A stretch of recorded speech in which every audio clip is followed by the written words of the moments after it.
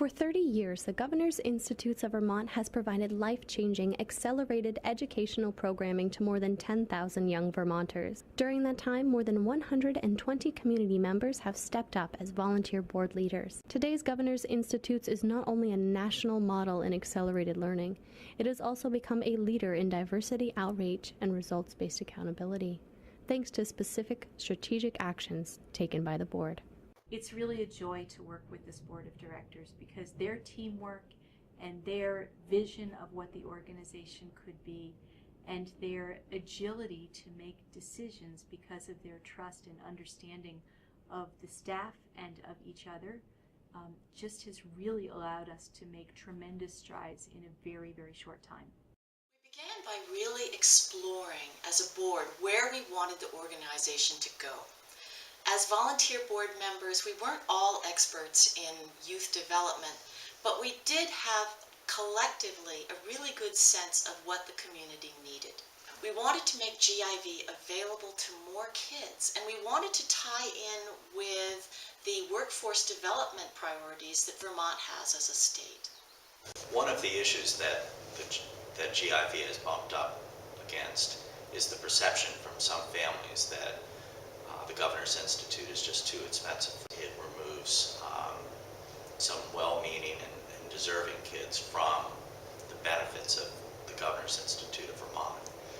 Karen came to the board and recommended that we do a sliding scale tuition model. While we're excited about the potential benefits to the students and their families of a sliding scale, we knew there were a lot of risks involved. And because of that, the Finance Committee spent a lot of time looking at different options until we found one that we thought was viable. The Governor's Institute's funding is like a three-legged stool. Part of our funding comes from the state, part of our funding comes from tuition payments, and the other part is donations. By actually implementing the sliding scale tuition, we were taking away one of the legs, the tuition leg, and replacing it with an unknown.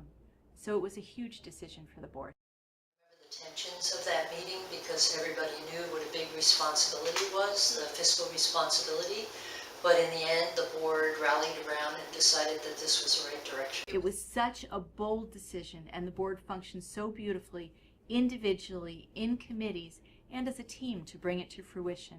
The impact that the sliding scale tuition has had on the Governor's Institutes has been tremendous. It's really blown the doors open on making the Governor's Institutes accessible financially to every family, and that's been a big contributor to our growth over the past few years.